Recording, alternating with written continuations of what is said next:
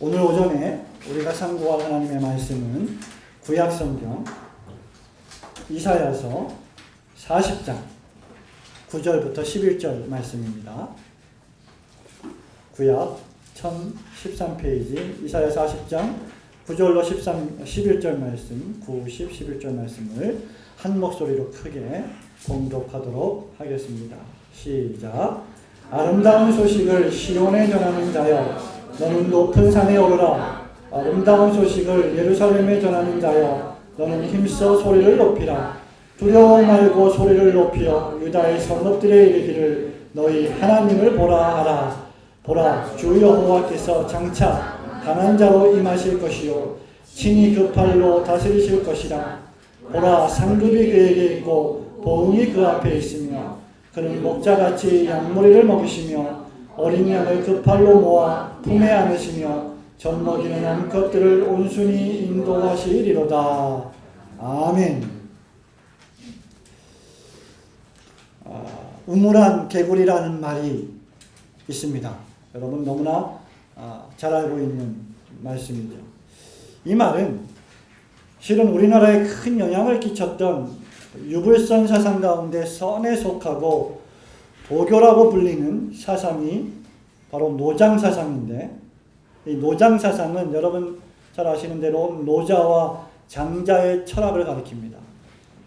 그런데 이 장자가 쓴 책에 보면 우물안 개구리라고 하는 표현이 나옵니다. 아마 우물안 개구리라고 하는 이 용어가, 표현이 이 장자가 쓴 장자에서 유래되지 않았나 생각이 됩니다. 그 장자가 쓴 우물안 개구리에 대한 글은 다음과 같습니다. 우물안 개구리에게 바다에 관한 이야기를 해줄 수 없는 것은 이들이 머무는 곳에 얽매여 있기 때문이다. 여름날 곤충에게 얼음 이야기를 해줄 수 없는 것은 이들이 사는 시기가 여름에만 제약되어 있기 때문이다. 한쪽으로 치우친 마음이 바르지 않는 선비에게 도에 관한 이야기를 해줄 수 없는 것은 이들이 자신이 알고 있는 지식에만 속박되어 있기 때문이다 라고 했습니다. 정말 그렇지 않습니까? 동양고전을 읽다 보면 정말 참 무릎을 탁 치며 참 그렇다 라고 공감할 수 있는 표현들이 많이 있습니다. 개구리가 우물 밖의 세상을 알지 못하는 이유는 그 우물을 뛰어넘을 수 없기 때문이고 그 우물 안에만 갇혀 있기 때문입니다. 그래서 우물 안의 세상만이 유일한 세상인 것처럼 생각하기 때문이죠. 그래서 그는 더 넓고 더 높은 세상을 결코 보지 못합니다. 오늘 우리가 읽은 이 본문의 말씀과 우물안 개구리가 무슨 상관이 있을까? 저는 상당한 상관이 있다고 생각을 합니다. 오늘 우리가 읽은 이 본문의 말씀의 주인공들인 이스라엘 백성, 유다 자손들, 다윗의 후손들, 이들이 바로 꼭 그러했다는 것입니다. 그들은 당시에 강대국이었던 바벨론 제국의 포로로 끌려갔습니다. 이사야서는 크게 두 부분으로 나눌 수 있는데 1장과 39장은 하나님께 배반하고 하나님을 온전히 섬기지 못함으로 말미암아 하나님의 심판을 받아 바벨론 제국으로 끌려가는 모습을 그린 것이 1장부터 39장이요. 40장부터 마지막 장은 그러한 이스라엘 백성을 다시 구원해 주시겠다고 하는 하나님의 약속에 따라 그 약속이 성취되어지는 과정을 묘사한 장들이 바로 나머지 40장부터 66장입니다. 이사야 39장 6절에 보면 이사야 선지자는 히스기야 왕에게 예언을 합니다. 날이 이를 것입니다. 당신의 집에 있는 모든 소유와 모든 열조가 오늘까지 쌓아둔 모든 것이 바벨론으로 옮김바되고 하나도 자취 없이 사라질 것입니다. 이 예언은 성취되었고 유다와 다윗 왕조의 후손들은 모두 다 이방 나라인 바벨론 제국으로 끌려가 소일거리나 하며 살게 되었습니다. 그들은 큰 제국 바벨론의 속국이 되었고 그들의 포로가 되었습니다. 그들의 신분은 하나님의 자녀로서 이방 제국, 즉 하나님을 알지 못하는 할례받지 못한 제국의 포로 신세로 전락했던 것입니다. 여러분, 이것은 영광스러웠던 하나님 백성의 암울한 현실입니다. 온 세상을 통치하시는 하나님의 백성이 하나님을 알지 못하는 나라와 민족의 포로로 끌려간 사실 말입니다. 바벨론 제국의 포로로 끌려간 그들의 운명, 그들의 현실은 절망적입니다. 비관적입니다. 저는 이 본문의 말씀, 그리고 이사야 선지자가 묘사하고 있는 이스라엘 백성의 지금 이 현실, 이 운명이 우리가 살아가고 있는 이 21세기의 삶의 모습과, 그리고 그 21세기의 삶에 살고 있는 저와 여러분 성도의 모습과 대단히 유사하다고 생각합니다. 이사야가 살고 있던 현실은 우리가 살고 있던 현실과 비슷하다고 할 수 있습니다. 하나님의 백성들이 바벨론 포로가 되었다는 현실은 오늘날 세상의 포로가 된 그리스도인의 곤경을 여지없이 상징하고 있습니다. 세상의 포로가 된 그리스도인, 세상의 포로가 된 교회가 바로 바벨론 제국의 포로가 된 이스라엘 백성과 유사하다는 것입니다. 바로 그때 하나님께서는 이사야 선지자를 보내셔서 하나님의 백성들에게 약속의 말씀을 선포하시는 것이 바로 40장입니다. 1절 말씀을 보십시오. 이사야 선지자는 놀라운 약속을 예언합니다. 그것은 너희들이 바벨론 대제국의 포로로부터 해방될 것이다. 너희 하나님이 가라사대 너희는 위로하라. 내 백성을 위로하라. 너희는 정다이 예루살렘에 말하며 그것에게 외쳐보아라. 그 복역의 때가 끝났고 그 죄악의 사함을 입었느니라. 여러분, 포로로 끌려간 이스라엘 민족 유대아 자손들에게 이 하나님의 약속의 말씀은 완전히 절망적이었고 완전히 비관적이었던 자신들이 처한 현실에 새로운 소망을 주는, 새로운 가능성을 제공해 주는 말씀이었던 것입니다.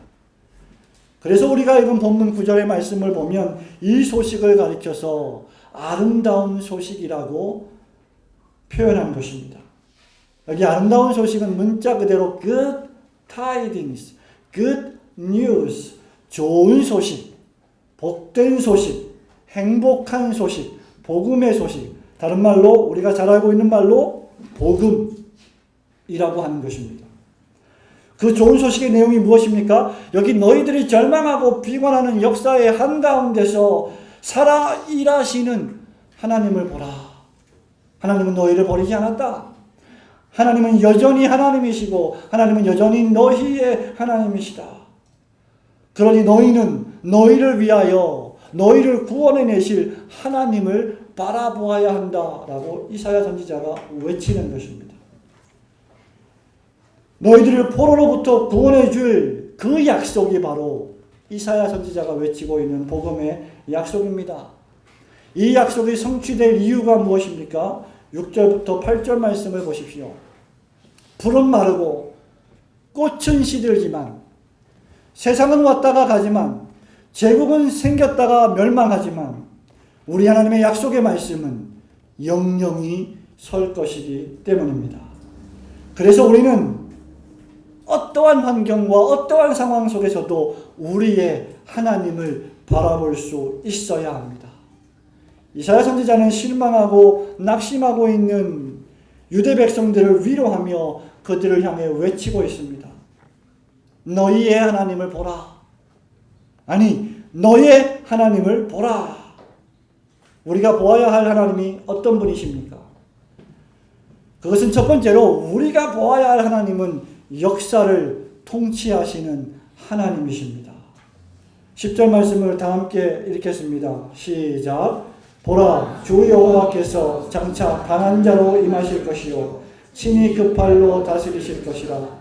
보라, 상급이 그에게 있고 보응이 그 앞에 있으며 라고 했습니다. 이 말씀은 우리에게 역사를 통치하시는 분이 하나님이시다라는 모습을 두 가지로 묘사해주고 있습니다.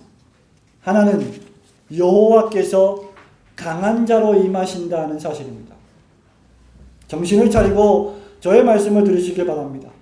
우리 하나님이 강한 분이시다, 강한 자로 임하신다. 이 말은 우리 하나님이 힘차신 분이시다, 힘이 있으신 분이시다, 우리 하나님은 강렬하다는 것이다. 우리 하나님은 튼튼한 분이시다. 우리 하나님은 지지 않으신다는 말입니다. 하나님의 다른 이름이 무엇입니까? Almighty. 모든 일에 있어서 힘이 있으신 전능자입니다. 못하실 일이 하나도 없으신 분이십니다. Mission Impossible. 하지 못하실 일이, 수행하지 못하실 일이, 역사하지 못하실 일이 단 하나도 없으신 분이 바로 하나님이십니다. 하나님은 시간의 제약을 받지 않습니다. 공간의 제약을 받지 않습니다. 그분은 절대자 하나님이십니다. 왜냐하면 주 여호와께서 강력한 권능과 세력을 가지고 우리를 위해 오시기 때문입니다.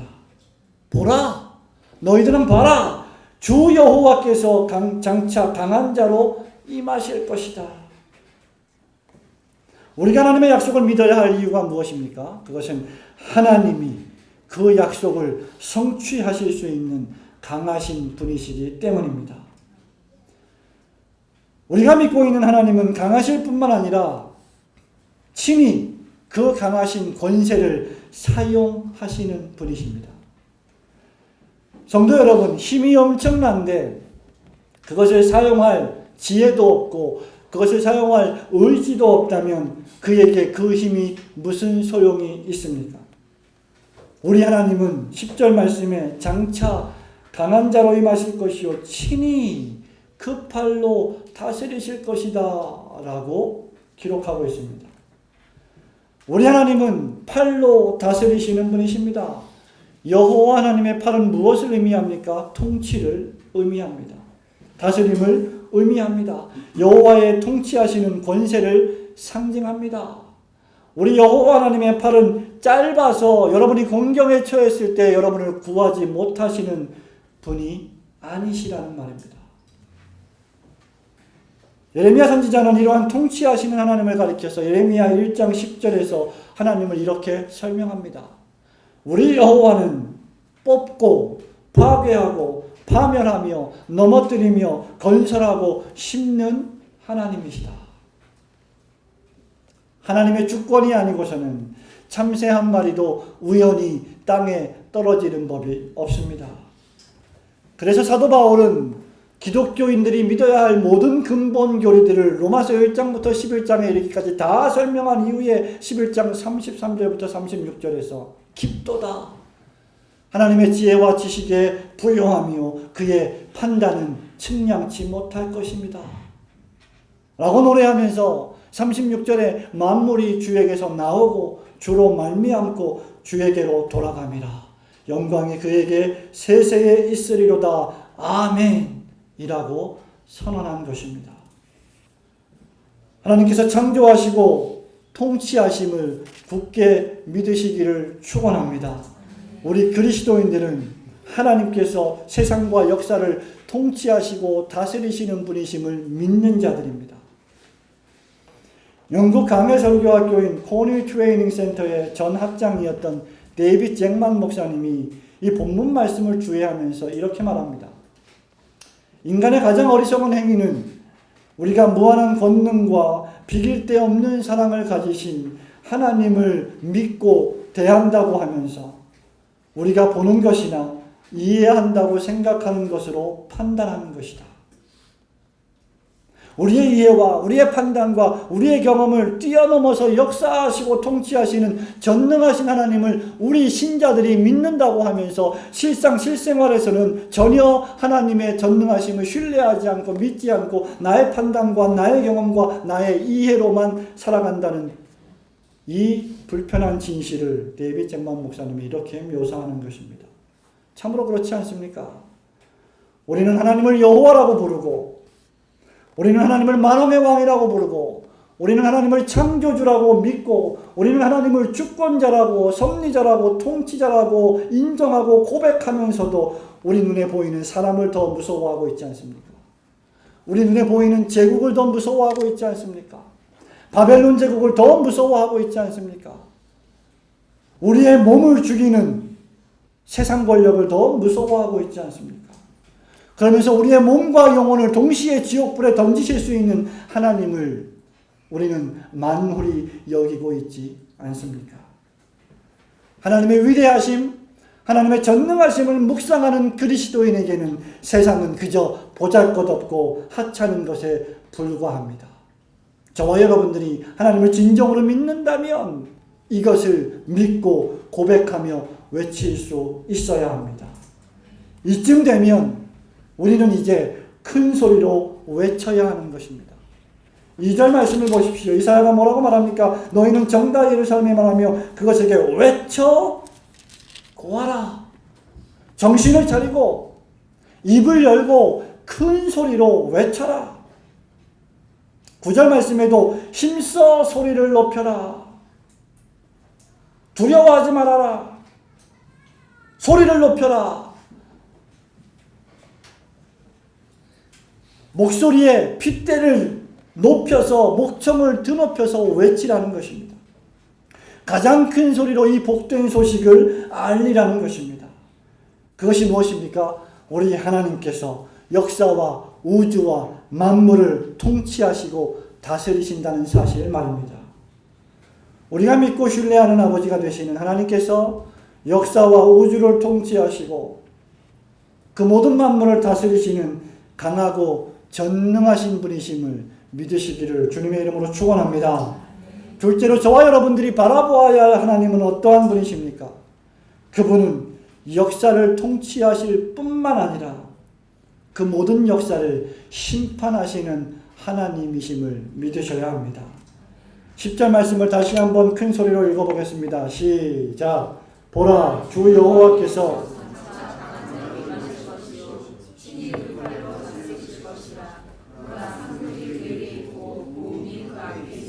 아멘. 위대하고 강하신 분으로 오시는 여호와 하나님, 그 강력한 권세로 팔을 들어 통치하시는 하나님이 오실 때 우리 하나님이 강하신 이유, 우리 하나님이 전능하신 이유, 우리 하나님이 무서운 이유, 우리 하나님을 만국 백성들이 두려워할 이유는 우리 하나님이 오실 때 한 손에는 상급을, 다른 한 손에는 심판, 보수, 복수를 갖고 오신다는 이유 때문입니다. 이사야가 묘사하는 하나님은 무엇보다도 상급을 가져오시는 하나님이십니다. 거두절미하고 하나님은 당신의 백성에게 상급을 내리시는 분이십니다. 이것은 여러분과 저의 일상적인 경험에서도 똑같지 않습니까? 여러분들이 해외에 출장을 나갔다가 올 때면 우리 자녀들에게 늘 자녀들이 잘했든 못했든 상급을 가져오는 자들이 아닙니까? 하나님은 당신의 사랑하는 백성에게 그들이 당신의 그저 사랑하시는 자녀들이기 때문에 그들에게 상급을 내리시는 것입니다. 여러분과 제가 잘한 일이 있어서 상급을 주시는 것이 아니라 여러분과 제가 하나님의 특별하신 은혜로 하나님의 자녀가 되었기 때문에 여러분과 저에게 상을 주시는 분이십니다. 유다와 다윗 왕조의 후손들을 하나님은 포로로부터 귀환시킬 것이고 그들의 눈에 조국을 잃어버린 슬픔의 눈물을 닦아주실 것이고 그들에게 패배로부터의 승리를 안겨주실 것입니다. 왜냐하면 그들은 지치고 약한 자들로서 심판하시는 하나님만을 바라보며 하나님만 의지하는 사람들이기 때문입니다. 그렇기 때문에 승리하는 자는 지치는 자입니다. 약한 자입니다. 왜 지치고 약한 자가 승리합니까? 그들은 자신이 약하기 때문에 하나님을 의지합니다. 그들은 힘이 없기 때문에 하나님께 기도합니다. 그들은 지혜가 없기 때문에 하나님의 지혜를 간구합니다. 그래서 그들은 승리하는 것입니다. 왜냐하면 그들이 믿는 구석은 하나님밖에 없기 때문입니다. 여러분이 아무리 노력하고 여러분이 아무리 지혜를 짜고 여러분이 아무리 시간을 투자해서 열심히 공부하고 열심히 일해도 하나님을 의지하지 않는다면 그 모든 열심은 그저 여러분 개인 자신을 위한 육적인 열심으로 전락할 것입니다. 그렇기 때문에 신자가 약할 때 바로 그때가 하나님이 강하실 때입니다. 하나님의 백성으로서의 우리의 연약은 도리어 우리의 강함이 되는 것이지요. 여러분의 삶에 어려움이 닥쳤습니까? 여러분의 삶에 곤경이 임했습니까? 여러분이 힘들고 지칩니까? 그때가 바로 하나님이 역사하실 때가 된 줄 믿으시기를 축원합니다. 우리의 연약이 도리어 우리의 강함이 되는 이유는 우리가 의지하는 하나님이 강하시기 때문입니다. 그래서 하나님을 겸손히 의지하는 자를 우리 하나님이 높이십니다. 이사야가 묘사하는 하나님은 또한 어떤 하나님이십니까? 다른 한 손에 보응이라고 하는 심판을 가져오시는 하나님이십니다. 여기 보응이라고 하는 말은 recompensation, 보수, 되갚아줌, 복수를 의미합니다. 이것은 하나님의 백성들을 포로로 끌어간 자들을 향한 하나님의 심판입니다. 저는 이 보수를 생각할 때마다 제가 아주 어렸을 때 경험했던 일이 생각이 나곤 합니다.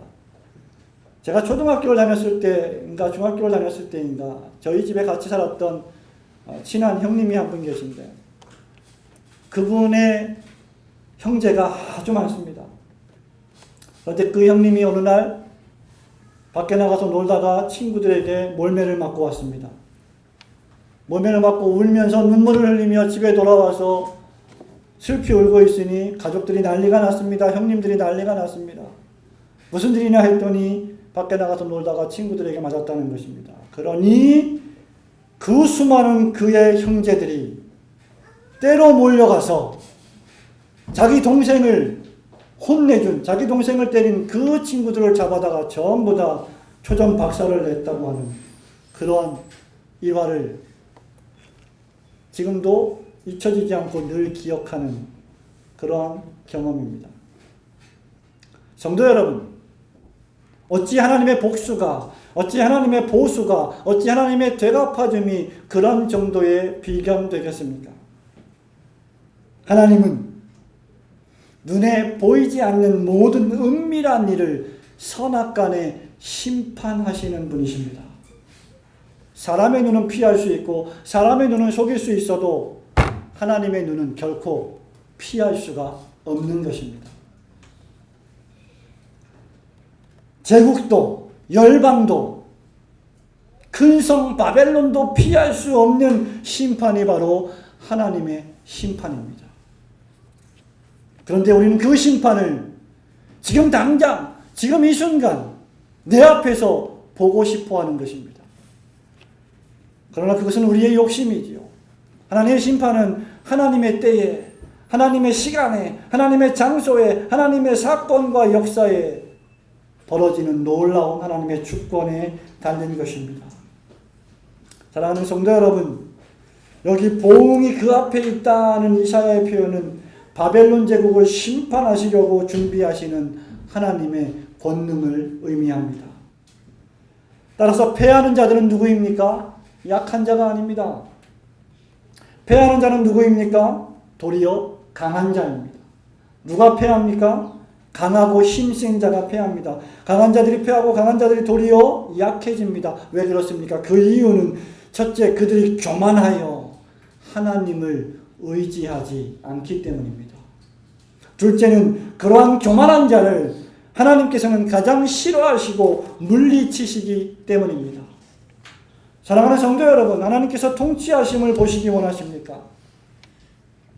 역사를 보십시오.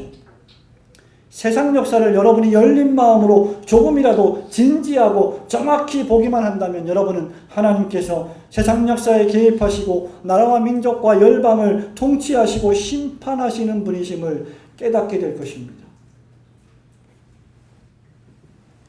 하나님을 떠난 것도 모자라 하나님을 대적하여 하나님의 보좌에 앉으려 했던 세속 역사의 열왕과 제국들은 하나같이 역사의 뒤안길로 완전히 사라졌습니다. 오늘날 애굽 대제국이 어디에 있습니까? 오늘날 바로왕이 어디에 생존해 있습니까? 고색 찬원했던 무너질 것 같지 않았던 강력한 전쟁의 대제국 페르시아가 어디에 있습니까? 오늘 본문 말씀의 배경이 되는 큰 성 바벨론 제국이 어디로 자취도 없이 사라져 버렸습니까? 헬라 제국은 어떠합니까? 온 세상을 정복했던 로마 대제국은 또 어디로 사라져 버렸습니까? 대영 제국이 오늘날에도 해가 지지 않는 나라입니까? 얼마나 더 많은 예를 들어야 하겠습니까? 하나님께서는 나라를 세우기도 하시고 그 나라를 폐하기도 하신다면 하물며 인간 개인이겠습니까?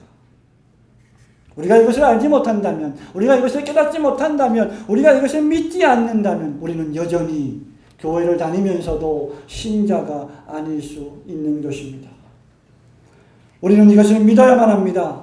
현실이 부조리하고 불합리하고 마치 악인이 득세하고 흥왕하고 악인은 그 배가 배부르고 그 눈이 커서 잘되는 것 같이 보이긴 하지만 그렇다 할지라도 그들이 모두 다 진노하시는 하나님의 손안에 있음을 우리는 굳게 믿고 깨달아야만 할 줄로 믿습니다. 그래서 우리는 믿음으로 찬송가 79장을 불러야 합니다. 우리 주 목소리 한번 바라시면 천하의 모든 것 망하겠네. 우리 주님 목소리 한번 바라시면 천하의 모든 것 망하겠네. 여러분 믿으십니까? 사랑하는 성도 여러분, 하나님께서는 악인을 향해 보응하시며 의인의 눈에 눈물을 닦아주시는 심판의 하나님이십니다. 마지막 날에 의인의 길은 여호와께서 인정하시고 칭찬하십니다. 그러나 악인의 길은 망할 것이며 악인은 의인의 회중에 들지 못할 것입니다. 우리 여호와 하나님께서 마지막 날에 그리스도의 심판대 앞에 만인을 세우실 것을 믿고 오직 하나님만 바라보며 복된 의인의 삶을 오늘도 내일도 주님 다시 오실 때까지 한 걸음 한 걸음 걸어가시기를 주님의 이름으로 축원합니다.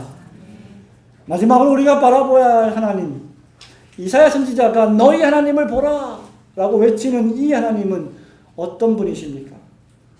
그분은 당신의 사랑하는 양떼를 친절히 먹이시고 돌보시는 성도의 하나님이십니다. 11절 말씀을 다 함께 읽겠습니다. 시작. 그는 목자같이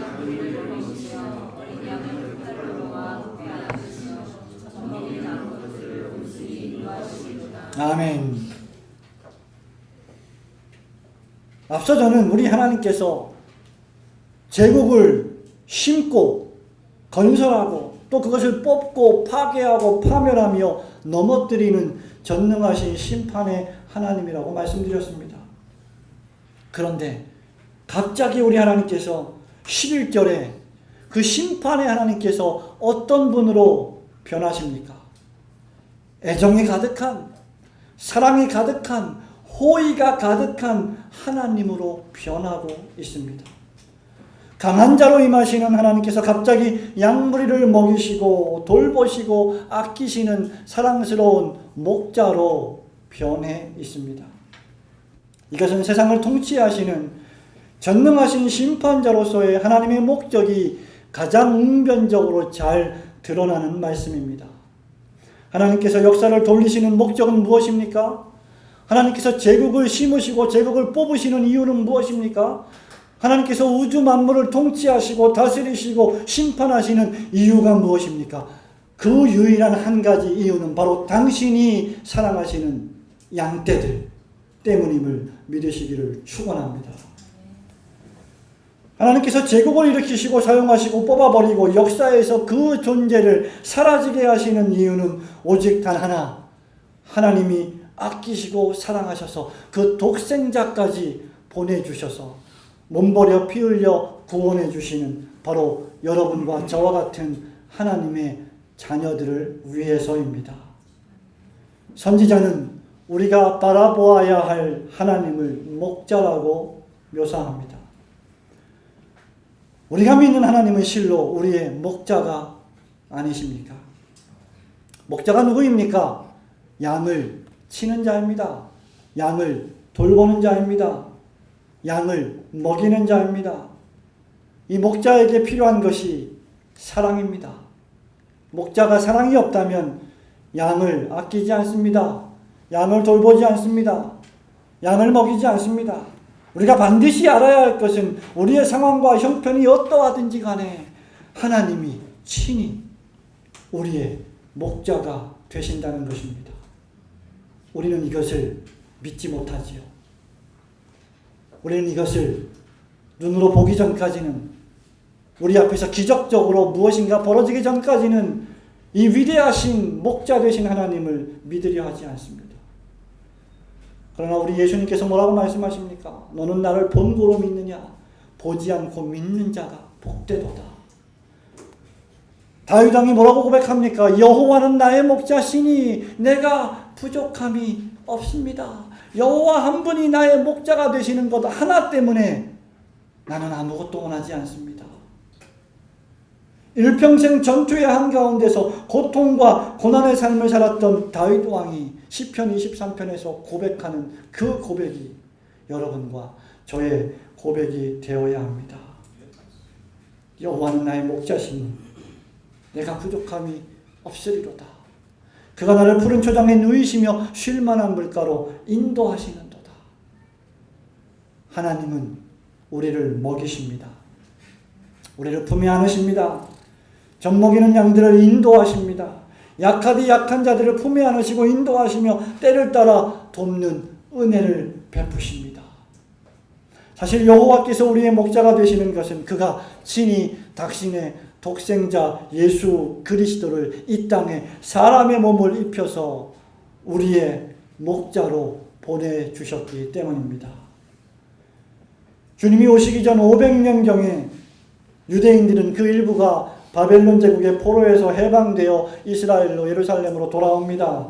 그러나 진정한 포로의 귀환은 500년 이후인 500년이 지난 후에 궁극적으로 성취되었습니다. 완전히 성취되었습니다. 그것이 바로 우리의 영원한 목자가 되시는 예수 그리스도께서 이 세상에 오신 사건입니다. 세례 요한은 바로 이 세상 죄를 지고 가는 하나님의 어린 양의 길을 평탄케 하라고 예비했던 마지막 선지자였던 것입니다. 그래서 이사야 선지자는 40장 3절, 4절, 5절에서 광야에 외치는 사의 소리가 있을 것이다. 그가 와서 주 예수의 길을 평탄케 준비할 것이다. 라고 예언했던 것입니다. 이 세상 죄를 지고 가시는 하나님의 어린 양이 예수 그리스도이십니다. 그분이 세상에 오셨습니다. 사셨습니다. 십자가에서 여러분과 저의 죄를 위하여 돌아가셨습니다. 그분이 장사되셨습니다. 사흘 만에 다시 살아나셨습니다. 부활하신 후에 많은 사람들에게 보이시고 제자들이 뚫어지게 쳐다보고 있는 그 현장에서 하늘로 승천하셨습니다.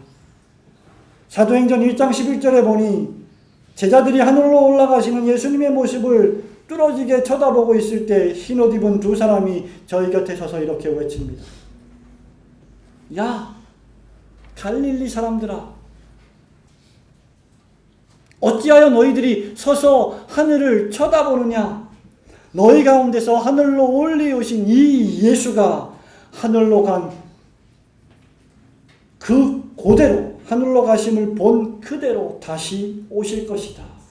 라고 선포하고 있습니다. 바로 이것입니다. 하나님이 친히 우리의 구원을 위하여 일하십니다. 지금도 일하고 계십니다. 마지막 날에 하나님께서는 성자 예수님을 우리에게 다시 보내실 것입니다. 여기 위대하신 하나님의 놀라운 역사하심이 있습니다. 이것이 바로 기독교의 메시지요. 이것이 바로 우리가 선포해야 할 유일한 메시지입니다. 기독교의 본질이 무엇입니까? 올고든 교회의 본질이 무엇입니까? 올고든 교회 목사가 설교해야 할 그 설교자의 직무가 무엇입니까? 이 세상을 좀 더 도덕적인 세상으로 변화시키는 것입니까? 기독교의 본질과 설교자의 직무는 불의에 대항하고 세상을 개혁하는 것이 아닙니다. 그것이 본질이 아닙니다.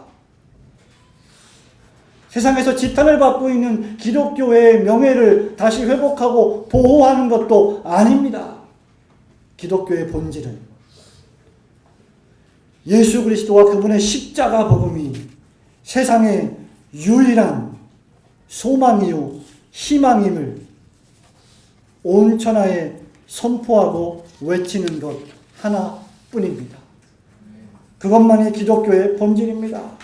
설교자의 본질은 예수 그리스도와 그분의 십자가에 못 박히심이 이 타락한 세상의 유일한 희망임을 선포하는 것입니다.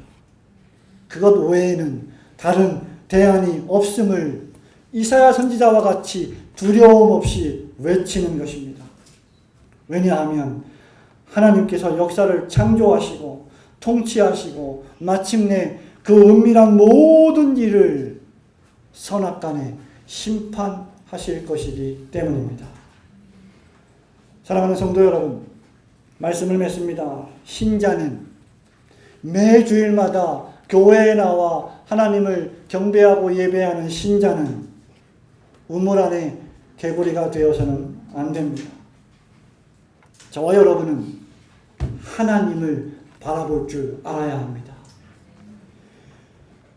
우리는 나무처럼 이 지상이라고 하는 땅에 발을 붙이고 살지만 그 모든 가지들과 그 모든 잎사귀들이 하늘을 향해 열려 있듯이 두 팔을 벌려 하늘에 계신 하나님을 바라보아야 합니다. 우리는 역사하시는 하나님을 생각해야만 합니다. 우리는 지상이라고 쓰고 하늘이라고 읽을 줄 아는 지혜로운 자들이 되어야 합니다.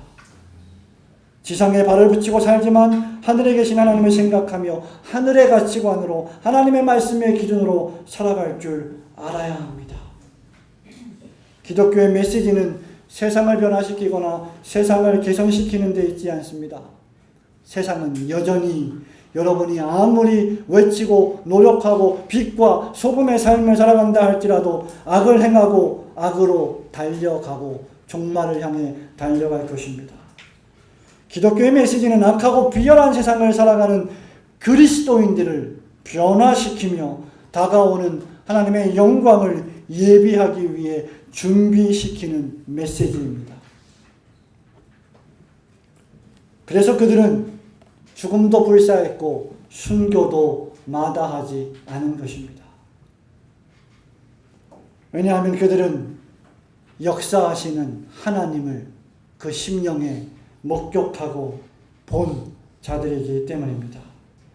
바로 이것이 초대교회 역사를 완전히 혁명적으로 뒤집어 놓았던 메시지입니다.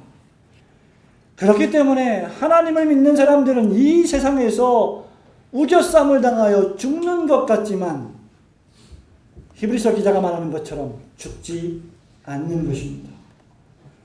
무명한 자 같지만 유명한 자가 되는 것입니다. 그래서 그들은 세상이 감당치 못하는 자가 되는 것입니다. 아마 여러분은 이 세상에 발을 붙이고 살면서 아마 이 세상 제국에서 여러분 자신을 볼 때 스스로 보기에도 메뚜기처럼 보일지 모르겠습니다.